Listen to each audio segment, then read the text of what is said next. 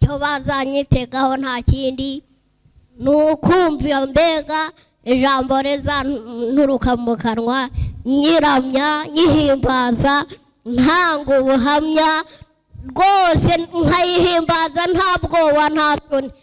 hari ijambo ry'Imana rijya rimbwira nanone hakomeye nkaha. ubwo rero ndumva nanone ari agashya, ari amateka Imana ibigenda ihindurira n'umuntu. ndumva rwose irimo kugenda impindurira amazina muri ubwo buryo bugiye butandukanye. ngomba kubyakira rero nkabishimira Imana, niringiye yuko izanabimfashamo igakomeza inyongerera imbaraga n'ubushobozi intege mu bugingo bwanjye. umuntu wari ukuzi ku mbuga nkoranyambaga ariko noneho ushobora kurarikira uti muzaze noneho nzaba mbafitiye ibi n'ibi, ni iki umuntu wari usanga akubona ku mbuga nkoranyambaga azabona gitandukanye noneho no kuba yakubonaga ku mbuga nkoranyambaga kuri uwo munsi? ikintu yantumiramo numva nanjye kijya gikunda kunezeza muri njyewe ni ibijyanye no guhimbaza Uwiteka Imana. icyo kintu ndagikunda cyane, kimwe no gufata igihe nanone ukwegerana n'Imana ugatera iby'isi umugongo.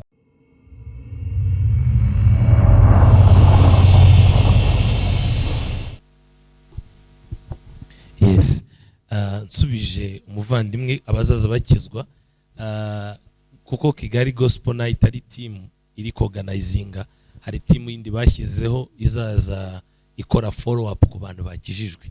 nuvuga ngo twaze tunabiganiraho kare na bano bagabo bari kubitegura. hazaza baha amakampu y'abantu bakijijwe, tubigisha inyigisho z'ibanze, ababatizwa babatizwe, and then bacuzinga ama churches ntabwo ari ikibazo ko zo zirahari, ahubwo icy'ingenzi ni ukwita kuri ubwo bugingo bw'abantu bagarukiye Kristo. Ntekereza ko hari team ya follow up izaza ikurikirana abantu bakijijwe, babigisha inyigisho z'ibanze, and then babashyire mu ma-eglise atandukanye. murakoze. urakoze cyane Pastor Jackson. reka nsaba abanyamakuru bagenzi banjye twese reka tube specific ku muntu dushaka kubaza ikibazo, apana kubaza muri rusange. rero hano dufite Hajat nawe ashaka kubaza. murakoze. nitwa Muteterazina Shifa, nkorera Imvaho Nshya. umuntu wese yashimira igitekerezo mwagize, kuko uko biri kose aho umuntu wese agana ku Mana ni ikintu cyiza cyane. hanyuma ikibazo cyanjye ndashaka kubaza Gogo, ntekereza ari cyo gitaramo cya mbere ugiye kwisangamo Kigali, kugira ngo noneho rwa rukundo abantu bakweretse nawe ubereke ko uruzirikana cyangwa se warwakiriye neza. witeguye gute kuzataramira abakunzi bawe muri Kigali Gospel Night?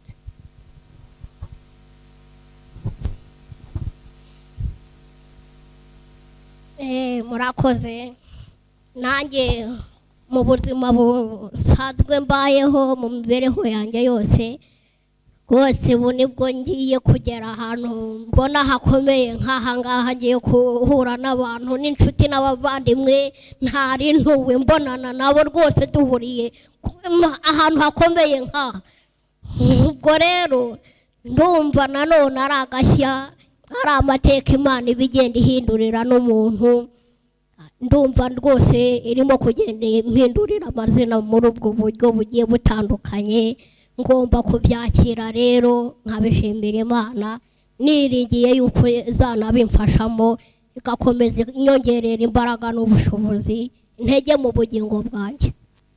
umuntu wari ukuzi ku mbuga nkoranyambaga ariko noneho ushobora kurarikira uti muzaze noneho nzaba mbafitiye ibi n'ibi, ni iki umuntu wari usanzwe akubona ku mbuga nkoranyambaga azabona gitandukanye noneho no kuba yakubonaga ku mbuga nkoranyambaga kuri uwo munsi? ikintu yantumiramo numva nanjye kijya gikunda kunezeza muri njyewe ni ibijyanye no guhimbaza Uwiteka Imana. icyo kintu ndagikunda cyane, kimwe no gufata igihe nanone ukwegerana n'Imana ugatera iby'isi umugongo. aho niho wongererwa intege mu bugingo bwawe, aho niho ukunda nanone gushirira ubwoba muri bya bikangisho by'umwanzi, ukongererwa imbaraga zo kubinesha. Aho ngaho rero benshi usanga no muri iyi minsi y'iki gihe usanga benshi byaradukamuye, mbega tutabyitaho. Icyo gihe nanone usanga nanone nta gaciro tubiha mu bijyanye no kwegerana n'Imana. Aho niho usanga umukristo w'iki gihe yaranamutse mu bijyanye n'umurimo w'Imana. Ariko ndakubwira ngo inkota warwanisha, intwaro warwanisha ukaneshesha ibyo bigukanga, ibyo biguca intege, ni gufata ibihe ukegerana n'Imana yawe. Aho ngaho niho nakugira inama rwose, ugatera intambwe ujya imbere uyisanga, niho uzabonanira nayo.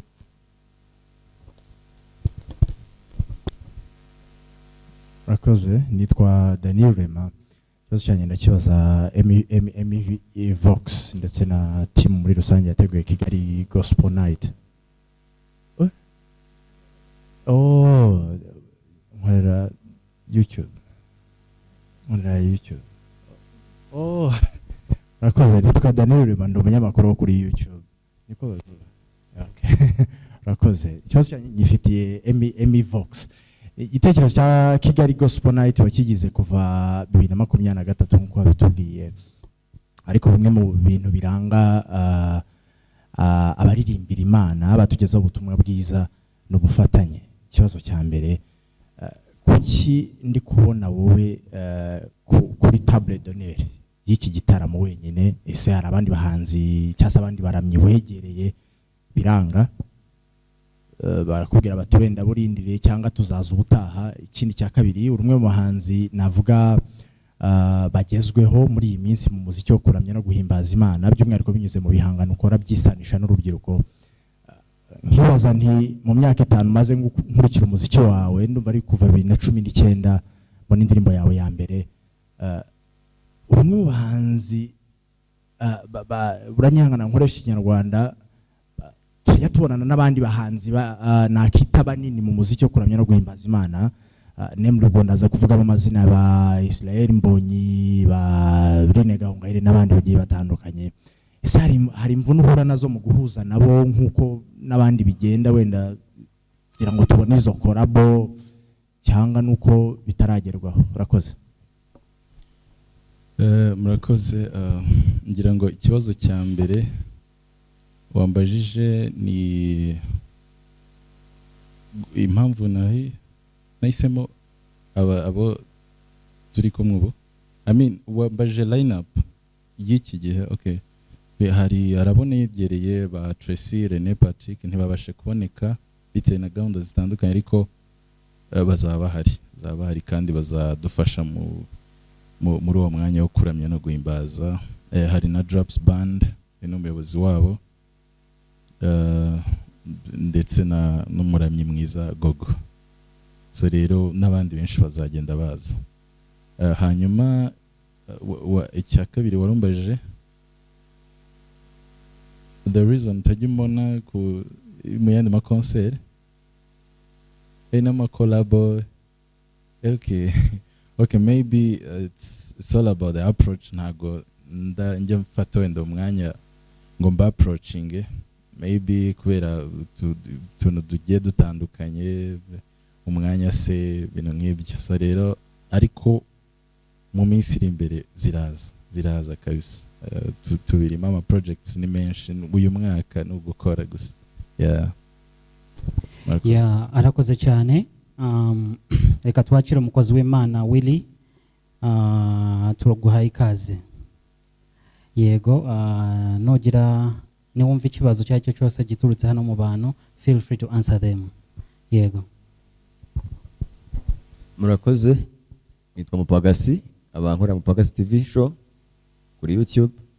Ndashaka kubaza Vox, hari abahanzi benshi cyane baririmba indirimbo z'Imana, cyane cyane abahanzi kazi. Byagenze gute kunyuma mwisange mwa Gogo ari we wonyine ugaragaramo mu bahanzi bose? Ikindi, hari amakorari menshi ari mu Rwanda aririmba cyane cyane i Kigali, kubera iki nta korari turi kubona aho ngaho imbere cyangwa se umuntu yihagarariye? Murakoze. okay, muri kumbaza line up cyane gusa impamvu nye nuko kuri line up aribo nabanje n'abandi bose bazaza urumva ni event igaruka kwezi so rero ntabwo ari abangaba tuzakomeza gukorana gusa hari n'abandi benshi bazaza so niyo mpamvu twabanje guhitamo aba njyewe personally ndi umufana wa Gogo n'aba bose so rero kuri line up twakoze twabanje abangaba ariko n'abandi bose bazaza murakoze.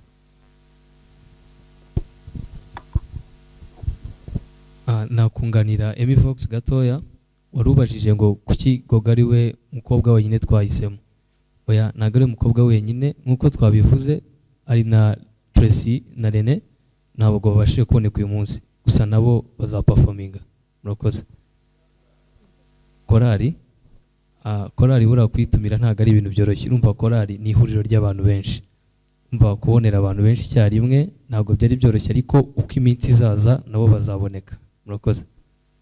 Murakoze noneho mashije kubyumva neza abantu bagiye babaza nkagenda mbyumva reka mbashimire ku gitekerezo cyiza mwagize ariko nishimiye no kubona Willy reka twitegure ko ubwo tubonye Willy yaba azanyemo igice cya filime Willy tumuzi ko ari umusitari muri filime Willy tubwire itafari ryawe hano muri Kigali Gospel Night tubwire n'intego y'igihe kinini rero byose hari ibitekerezo uhaye Emi ariko hari n'impamvu bicaye aho ngaho tumara amatsiko.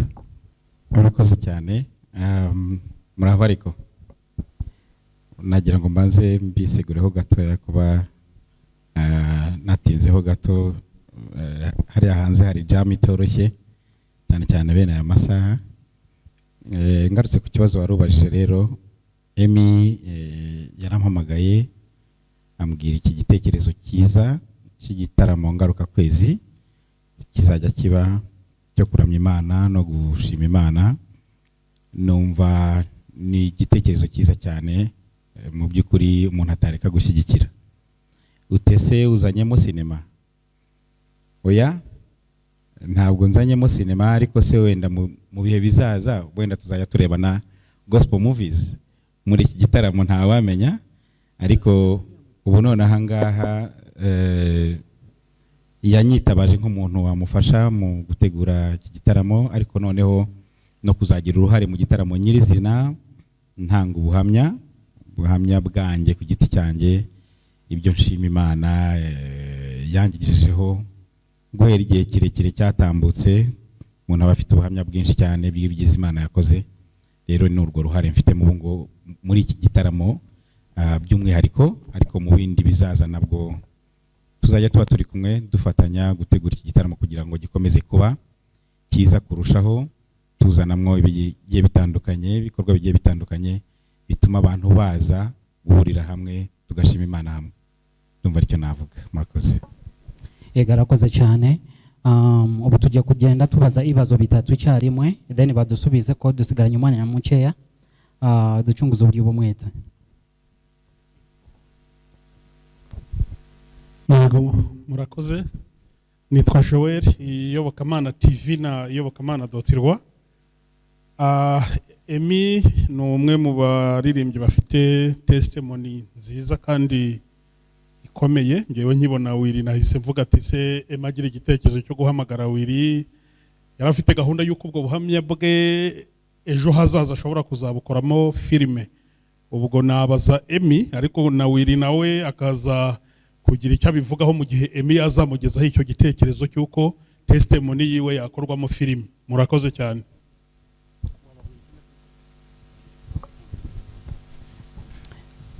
Yego Emi yadusubiza ariko hari n'umuntu hano ubajije ngo ese Willy arakijijwe cyangwa umukinnyi wa filime?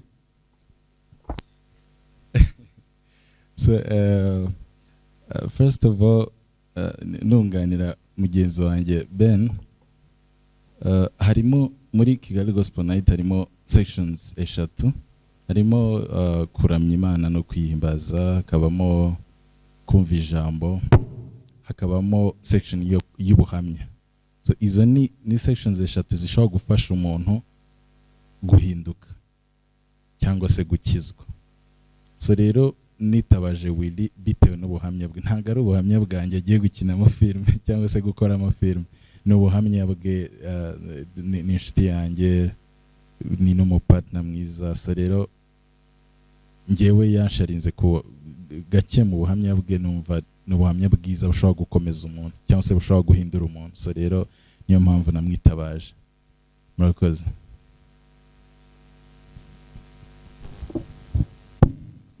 Okay, murakoze. Nitwa Tuyishime Jeanne Pamuseni, ndi umunyamakuru Urugendo TV.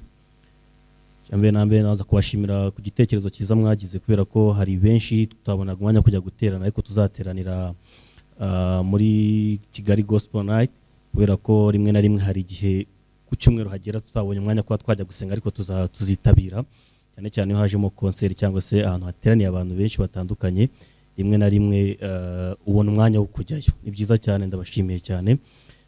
Ikibazo cyane ndakibaza Emmy, ku itariki 8 z'ukwezi kwa 2025 wagiranye ikiganiro gitangazamakuru Himbaza TV, bakubaza ku kibazo utishimiye cyane kuri hangana kikubaza, nubwo nzangiye ku ruhande byatuzanye uyu munsi. Barakubaje ngo hadufite amakuru ko ushobora kuba waratandukanye na madamu wawe, ariko ndago ndibuze kubaza ngo uransubiza ngo murabana cyane mubana ko bishobora kuba bitandeba cyane, kubera ko nago turi kumwe nawe hano nawe nubwo ari anaririmba, ahubwo ndibaza kubera iki batekereje ko ushobora kuba waratandukanye na madamu wawe. Icya kabiri, indirimbo zawe nyinshi cyane iyo tuzumva cyane cyane nk'urubyiruko hari uburyo tuzikunda cyane, twumva ari twebwe ziri kuvuga. Hari urubyiruko uyu munsi ruri muri Kigali tuzabona 5,000, hari abanyeshuri batazabona 5,000, 10,000. Ubateganyiriza iki cyane cyane kubifuza kuvuga ngo wa Emmy nkunda nzajya mu gute niba nta mafaranga mfite, niba nta bushobozi mfite, nahagera gute? Dore ko rimwe navuga ngo ibintu birimo cyane cyane Imana cyangwa se ivuga butumwa, hari ukuntu mubatorera cyane cyangwa ati Imana izadusubiza nitugera mu ijuru. Nicyo ngicyo.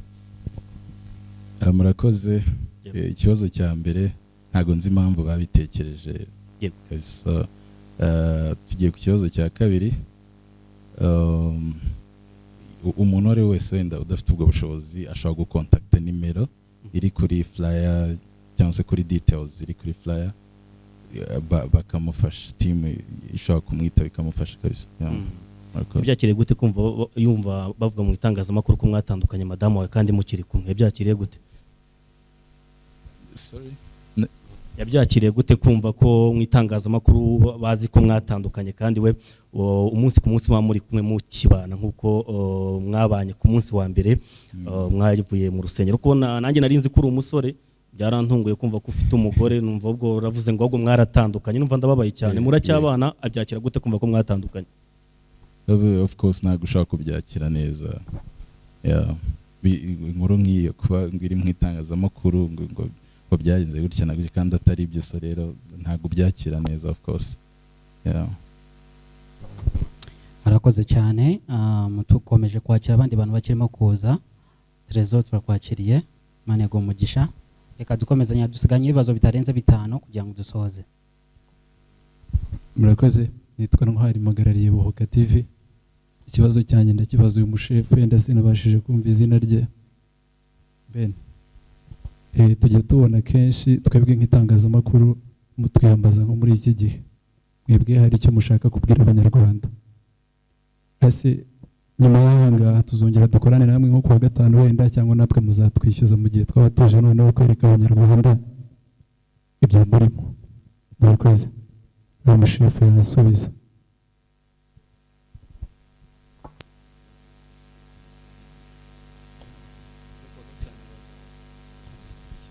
Urakoze cyane. Wavuze ko utamenye neza. Nitwa Benjamin. Tubajije icyo twabwira abanyarwanda uko biyambaza.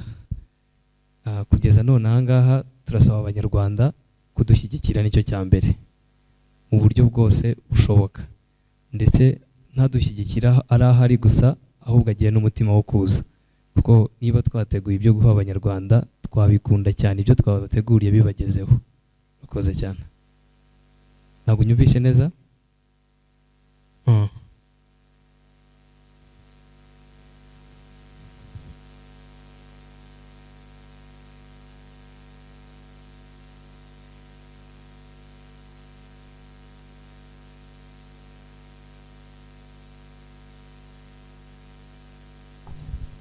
nakubajije ese twebwe nk'itangazamakuru kugira ngo wenda ndase ku ntego turi kurekodinga by'aka kanya kugira ngo twebwe tubereke ko hari ikintu muri gutegura cyangwa na nyuma yaho twemerewe gufata content kuko tujya dukorana nk'uko muri press conference ugasanga bise birangira aha ngaha twazazamuka dushyiraho ingamba zitari sawa. Urakoze cyane. Urumva ndanga mpagarariye Vox Entertainment Group, ariko urumva niba ari group irimo abantu bagiye bashinzwe ibintu bitandukanye, gusa ariko twari twabahaye nimero mwabazaho for more information. Ukeneye kuba uri umunyamakuru ushaka gufata content kuri uwo munsi wahamagarira nimero tuzakwitaba tugufasha. Urakoze cyane.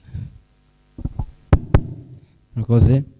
Nitwa Freddy Musoni, nkorera ICO The Trace Live muri rusange. Iya mbere ni nka compliment, ndashimira Emi Vox kuba Constanti. Yego, abantu bagomba kukwitegaho iki no bwa mbere bagiye kubona mu gitaramo, bakubonye ku ma YouTube urimo abantu barimo bagukunda, abantu barakwitegaho iki mu gitaramo, niki wabwira abantu kugira ngo baze? Bavuze ko ujye ukora umurimo w'Imana mu makorari Rwamagana, ariko ntago tukuzi uri mu gitaramo uri muhimbaza, wenda abantu bakwitege gute? Murakoze. Murakoze ku kibazo cya mbere, urubaje ikibazo cyiza cyane. Gusa urabona iyo uri gutegura ibintu biri kuri standard nziza, ukeneye kuba stable financially, so rero niyo mpamvu ni nko n'amatike yose ni ukudufasha gusa kugira ngo dutegure ibintu byiza, so ni muri ubwo buryo kabisa.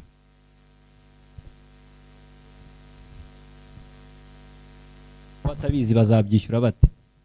Yo idea ntiwayitekerejeho, donc umuntu ntago azi ibintu, ndavuga bano bantu badasenga wenda azishyura agiye gusenga kandi hari ahantu basengera ubuntu atijyanye, azishyura agiye gusenga, donc azishyura aje muri Kigali Gospel Night gute kandi hari ahantu basenga for free atajyajya.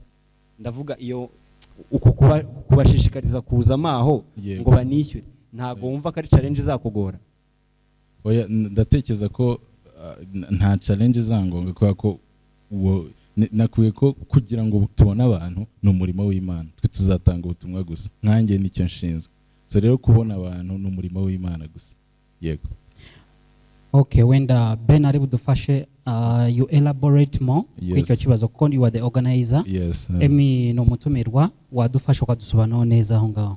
Murakoze cyane. Kamfashe Emi, mwe muri kumubaza ikibazo nanjye mbona ko byamugoye, mwari muri kubaza impamvu tuzishyuza. Ubundi ntekereza ko igiciro twashyizeho kiri very fair kuko ntago wabona amafaranga wishyura umurimo w'Imana. Umurimo w'Imana ni mugari cyane bikabije ku buryo utabona naga 5,000 wabigura umurimo w'Imana cyangwa 10, ariko twebwe nka team ntekereza ko aho isi yose igeze muri rusange, isi iri ku muvuduko wihuta. N'ubu ngubu twicaye aha ngaha, umuriro turi gukoresha ndetse n'ibindi n'amafaranga. Ugumva rero uko abandi bayakeneye ko atuvamo, natwe dukenera basi bibe bitoya mu dushyigikire. So muri sponsorship, mu kwishyura amatike mukaza ndetse no mu bundi buryo mushobojwe. Murakoze cyane.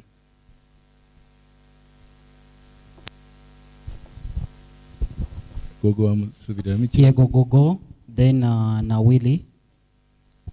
Je nagira ngo nitse kuri iki ku gisubizo barimo batanganga, wenda Gogo araza gusubiza ku kibazo yabajijwe.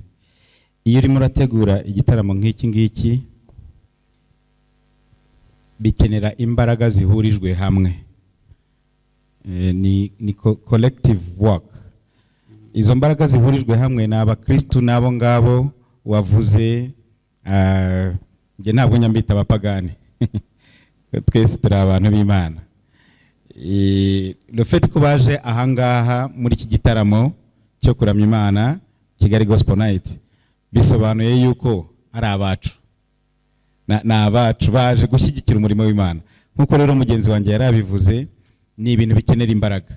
Izo mbaraga ntabwo zizaturuka muri Emi cyangwa se na organizers, ahubwo zituruka muri babandi twifuza yuko duhuriza hamwe imbaraga kugira ngo umurimo w'Imana ukomeze ukorwe, ukomeze ukoreke. Iyi salle irishyurwa, sound izishyurwa, n'ibindi bizakenera amafaranga. rero ayo ngayo aturuka aho hirya no hino muri ubwo bushobozi twifuje yuko twahuriza hamwe imbaraga kugira ngo igikorwa gikomeze gikore. Yego, Willy, wenda mbere yuko tanga mikoro abantu bibabwire niba ukijijwe, then dukomeze. Agakiza ubwo namusubije ikibazo nanjye nkagakiza ni iki? Agakiza ni kagari cyane. Kumbaza ngo ndakijijwe sinzi icyo abashatse kuvuga, ninde ukijijwe ninde udakijijwe, ninde twacira urubanza ninde tutarucira, so nari nabyirinjize. Ngo warabatijwe? Ni narabatijwe. Okay, yego, ubwo ngo urakijijwe. Niko gakiza, niko yita gakiza. Ndumva hari izindi nyigisho gikeneye guhabwa kugira ngo amenye agakiza icyo ari cyo. Yego, umunsi umwe tuzitabaza Pastor Jackson adusobanurire uko bimeze, then dusigaranye ibibazo bitarenze bibiri. Hari ikibazo bari babajije mushiki wanjye hano. Yego, agiye kudusubiza. Bakimwibutse ngira ngo. Nicyo abantu bakwitegaho nyuma yo kubona urimo kuba trend, abantu bakwitegeho iki, nakahe gashyo uzaba ufite? Yego, adusubiza dusigaranye ibibazo bibiri then turangize. Icyo banyitegaho nuko nababwira ko n'ubundi burya bwose mu mibereho yacu mu buzima tubayeho twebwe nk'abantu, mbere na mbere ari Uwiteka Imana rwose, bakakira agakiza muri bo, bakakira ijambo ry'Imana, akaba ari bazajya babana nayo mu mibereho yabo mu buzima bwose babayeho. Kuko nuvuga ngo ndi umukire ndakize, ngo ntacyo mbuze, ngo ndi boss, nanone utari muri Kristo Yesu, burya uburi umutindi wo kubabarirwa ntacyo ubukize nanone.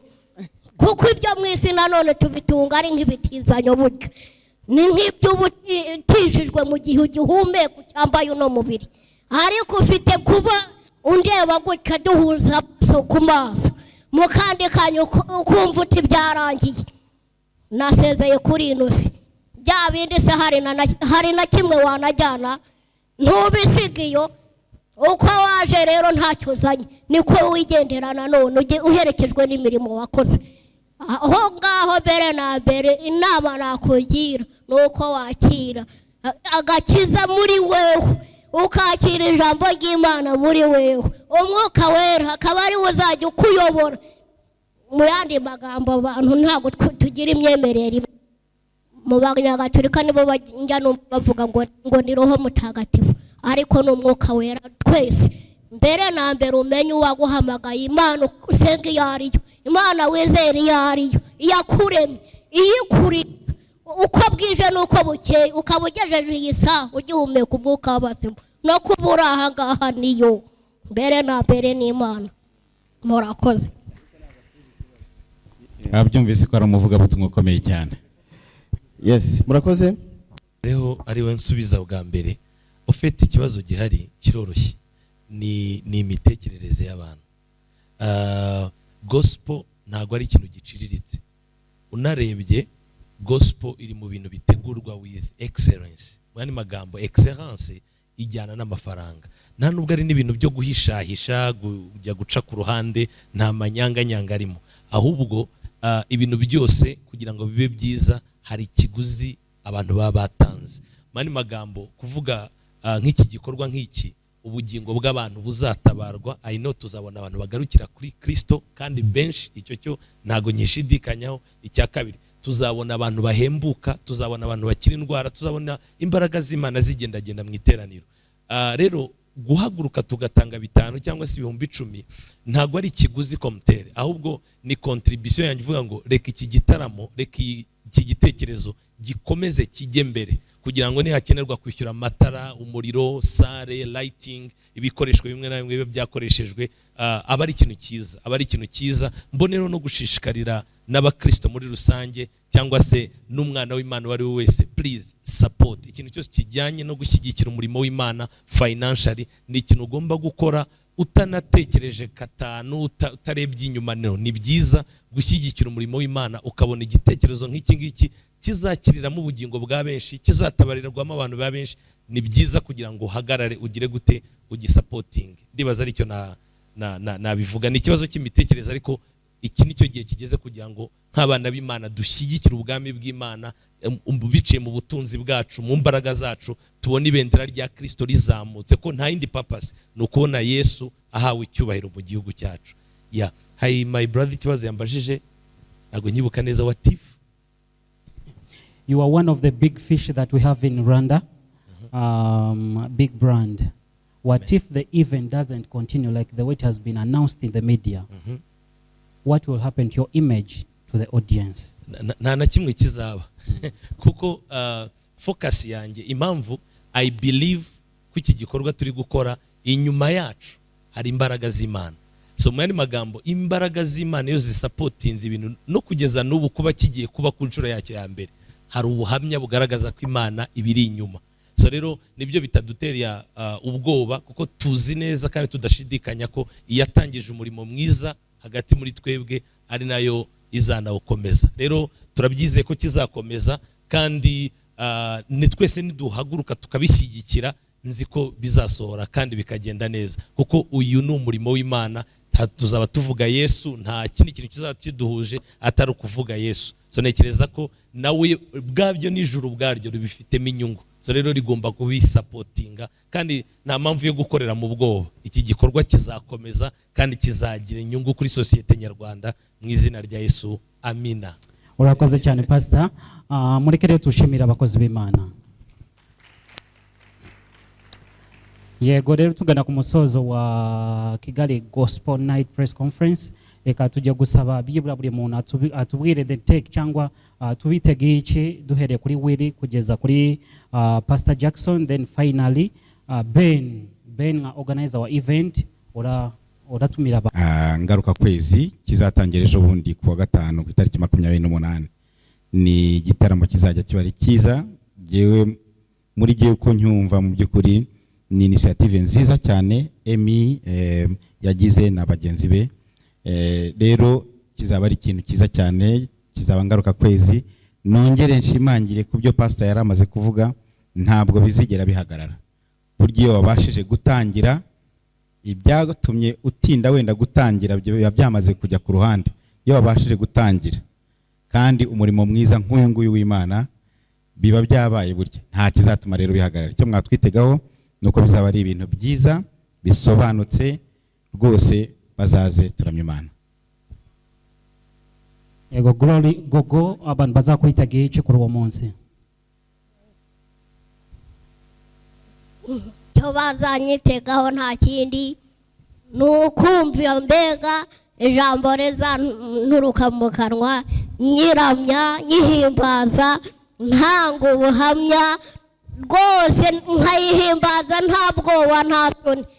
Hari ijambo ry'Imana rijya rimbwira nanone ngo abazanyambariza imbere y'abantu bose n'imbere y'abamarayika, uwo mwami nawe azamuhamya imbere ya Data wa twese uri mu ijuru. Iryo jambo rijya rinsubizamo intege mu bugingo bwanjye, nkavuga nti nta bwoba nta soni ngomba kugira imbere y'abantu bose, yaba ari abayemera yaba ari abatayemera. Ngomba kuyivugira nkayihimbaza nkayikorera uko inshoboje mu izina rya Yesu.